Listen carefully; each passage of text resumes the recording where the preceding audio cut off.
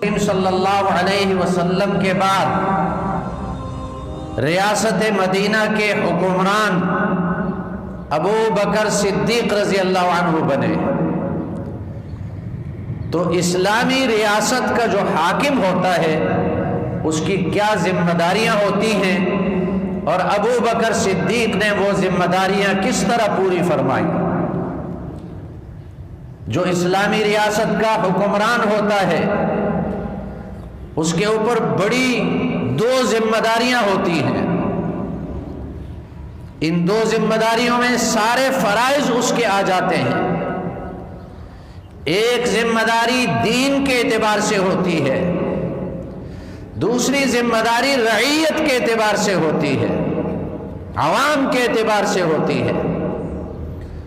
پہلی ذمہ داری دین کے اعتبار سے، حکمران اسلامی ریاست کے حکمران کی ذمہ داری ہے، فریضہ ہے کہ وہ یہ دیکھے کہ دین کس سطح پر ہے، دین میں کوئی کمی تو نہیں آئی، کوئی خلاف شرع کام تو رعیت میں نہیں شروع ہوا۔ اگر شریعت کے خلاف کوئی کام نظر آئے اس کا قلع قمع کر دے، بے حیائی کو مٹا دے، ختم کر دے، اللہ کی نافرمانی کرنے والوں کو سزا دے، اللہ کے حدود توڑنے والوں پر حد جاری کرے، تو ایک ذمہ داری دین کے اعتبار سے اس حکمران پہ آتی ہے، جس سے ہمارے آج کے حکمران بالکل خالی ہیں، دین کی طرف تو ان کی توجہ ہے ہی نہیں، نہ خود انہیں دین آتا ہے۔ یہ بڑے بڑے اسمبلی میں چلے جاتے ہیں، درجنوں کی تعداد میں ڈگریاں ان کے پاس ہوتی ہیں، سورۃ الناس غلط پڑھتے ہیں، سورہ اخلاص غلط پڑھتے ہیں۔ یہ عوام یہ دین کو کیا سمجھے؟ اور دوسری ذمہ داری اسلامی ریاست کے حکمران کے ذمہ آتی ہے کہ وہ اپنی ساری رعیت کی فکر کرے، بیماروں کی فکر کرے، بھوکوں کے لیے سوچے، ضرورت مندوں کی فکر کرے، محتاجوں کی دیکھ بھال کرے۔ آپ نے ایک مشہور مقولہ سنا ہے کہ حضرت عمر رضی اللہ عنہ نے کیا فرمایا؟ اگر دریائے فرات کے کنارے پر کوئی کتا بھوکا مر جائے تو قیامت کے دن عمر سے پوچھا جائے گا یہ کتا کیوں بھوکا مرا؟ یہ دو ذمہ داریاں ہیں۔ ابو بکر صدیق رضی اللہ عنہ جب خلیفہ بنے تو دونوں ذمہ داریاں کس طریقے پر پوری کر دی، اس کی لمبی تفصیل ہے، میں آپ کے سامنے مختصراً عرض کروں گا۔ پہلی ذمہ داری دین کے اعتبار سے، جب نبی کریم صلی اللہ علیہ وسلم کی وفات ہوئی، ابو بکر صدیق خلیفہ بنے، چار بڑے بڑے فتنے پیدا ہوئے، اسلام اور مسلمانوں کے خلاف چار فتنے پیدا ہوئے۔ ایک فتنہ پیدا ہوا رومیوں کا۔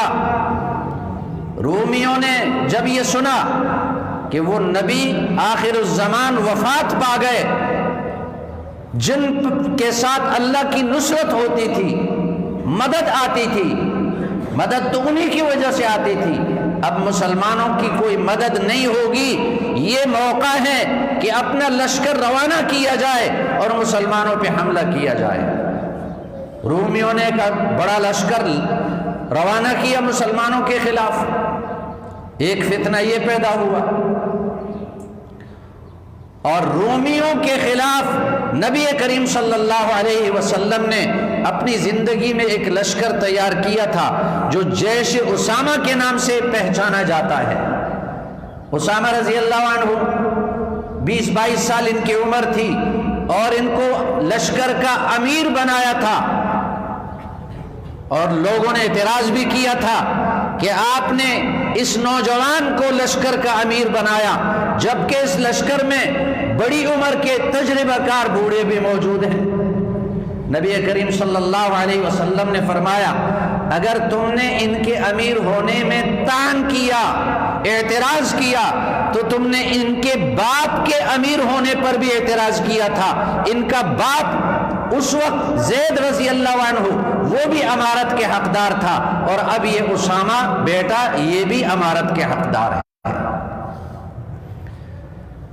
لیکن وہ لشکر گیا نہیں، رکا رہا نبی کریم صلی اللہ علیہ وسلم کی بیماری کی وجہ سے، کہ آپ بیماری سے افاقہ آپ کو ہو جائے، صحت یاب ہو جائیں، ہم چلے جائیں گے۔ ایک فتنہ یہ پیدا ہوا، اور دوسرا فتنہ یہ پیدا ہوا کہ مسیلمہ کذاب، جس نے نبی کریم صلی اللہ علیہ وسلم کی زندگی میں نبوت کا جھوٹا دعویٰ کیا تھا، نبی کریم صلی اللہ علیہ وسلم کی وفات کے بعد اس کو موقع ملا کہ یہی موقع ہے کہ میں اپنی نبوت ثابت کر دوں، 40,000 کا لشکر وہ لے کر آیا۔ تیسرا فتنہ مرتدین کا پیدا ہوا، کچھ لوگوں نے دین اسلام چھوڑ کر اپنے آبائی قبائل کی آبائی دین کو اختیار کیا، مرتد بنے۔ اور چوتھا فتنہ یہ پیدا ہوا، کچھ لوگوں نے زکوٰۃ کا انکار کیا۔ زکوٰۃ کے انکار کی دو صورتیں ہیں، ایک صورت یہ ہے کہ کوئی زکوٰۃ کو فرض نہ مانے، وہ تو کافر ہو جاتا ہے، جو زکوٰۃ کو فرض نہیں مانتا وہ کافر ہو جاتا ہے، جو نماز کو فرض نہیں مانتا وہ کافر ہو جاتا ہے، اس میں تو کوئی شک نہیں، دو رائے نہیں، یہ متفقہ عقیدہ ہے۔ لیکن زکوٰۃ کے منکرین کا دوسرا طبقہ یہ تھا کہ وہ زکوٰۃ کو فرض مانتے تھے، لیکن وہ یہ کہتے تھے ہم اپنے طور پر غریبوں کو زکوٰۃ دیں گے اور بیت المال میں سرکاری خزانے میں جمع نہیں کریں گے۔ ان کی دلیل بھی موجود تھی قرآن سے کہ اللہ نے فرمایا خذ من اموالہم صدقۃ تطہرہم، نبی کو خطاب ہے، نبی کو، اے نبی آپ مسلمانوں کے مالوں سے زکوٰۃ وصول کریں، یہ خطاب نبی کو ہے۔ تو وہ سمجھ رہے تھے کہ نبی کے بعد کوئی دوسرا جو جانشین ہوگا وہ ہماری زکوٰۃ نہیں لے سکے گا، ہم اپنی زکوٰۃ اپنے طور پر غریبوں کو دیں گے۔ ظاہر ہے کہ یہ تو کافر نہیں ہے، اس لیے کہ زکوٰۃ کو فرض مانتے ہیں۔ لیکن ابو بکر صدیق رضی اللہ عنہ نے ان کے خلاف بھی لشکر روانہ کیا۔ اب سب سے پہلے تو حضرت عمر آئے اور کہا، ہاں ابو بکر صدیق کا پہلا فیصلہ یہ تھا ابعثوا جیش اسامہ، جیش اسامہ کو روانہ کرو رومیوں کے خلاف۔ حضرت عمر نے عرض کیا، اے ابو بکر، اے رسول اللہ کے خلیفہ، آپ دیکھتے نہیں مدینہ میں کتنے فتنے پیدا ہوئے، فتنوں نے سر اٹھایا، یہ موقع مدینہ کے اندرونی حالات کے اصلاح کا ہے، باہر آپ لشکر نہ بھیجیں، آپ باہر کا لشکر ملتوی کر دیں، رومیوں کے خلاف لشکر ملتوی کر دیں۔ حضرت عمر نے کیا فرمایا، جس لشکر کو رسول اللہ صلی اللہ علیہ وسلم نے روانہ فرمایا، ابو بکر کی جرت نہیں ہو سکتی اس لشکر کو روکے، یہ بھی روانہ ہو جائے۔ یہ دین کے اعتبار سے ہمت ہے، جرأت ہے، استقامت ہے اور جذبہ ہے کہ دین میں ایک ذرہ کمی نہ آئے، دین کی سطح جو نبی کریم صلی اللہ علیہ وسلم کے زمانے میں تھی اس میں ایک ذرہ کمی نہ آئے۔ اس لشکر کو بھی روانہ کیا۔ آخر حضرت عمر نے عرض کیا، اے رسول اللہ کے خلیفہ، آپ ایسا کریں، جو بڑی عمر کے صحابہ ہیں، رائے رکھتے ہیں، سمجھ اور سوچ اور تجربے والے ہیں، ان کو آپ اس لشکر سے روک دیں، باقی لشکر روانہ کر دیں۔ اس پر حضرت ابو بکر نے عمل کیا۔ پھر حضرت عمر نے عرض کیا کہ آپ زکوٰۃ نہ دینے والوں کے خلاف آپ کیوں لڑتے ہیں؟ یہ دوسرے فتنوں کے خلاف لشکر بھیجیں، یہ فتنے دب جائیں تو یہ زکوٰۃ نہ دینے والے نماز پڑھتے ہیں، کلمہ پڑھتے ہیں، ہمارے ہیں، مسلمان ہیں، ان کو بعد میں سمجھایا جائے گا، آپ ان کے خلاف لشکر نہ بھیجیں۔ حضرت ابو بکر کیا فرمایا؟ حضرت ابو بکر نے کہ اللہ کی قسم، اگر رسول اللہ صلی اللہ علیہ وسلم کو یہ لوگ بکری کے ساتھ رسی بھی دیتے تھے، زکوٰۃ میں بکری زکوٰۃ میں دیتے، اس کے ساتھ رسی بھی دیتے تھے، اگر وہ رسی انہوں نے مجھ سے روک لی، میں پھر بھی ان کے خلاف لشکر بھیجوں گا۔ اور جذبہ کیا تھا؟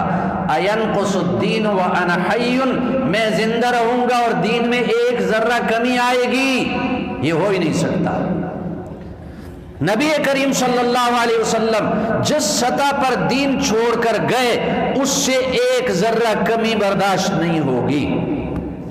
اب اسلامی ریاست کے حکمران کی پہلی ذمہ داری یہ ہے کہ وہ دین کا خیال رکھے، دین میں کمی نہ آئے۔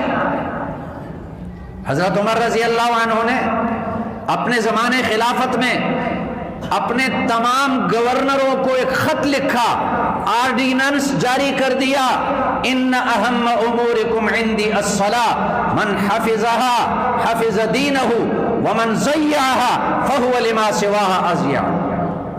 سب کو یہ فرمان جاری کیا، شاہی فرمان، کہ تمہارے سارے کاموں میں میرے نزدیک اہم ترین کام نماز ہے، نماز، باقی باتیں بعد کی ہیں، سب سے اہم نماز ہے۔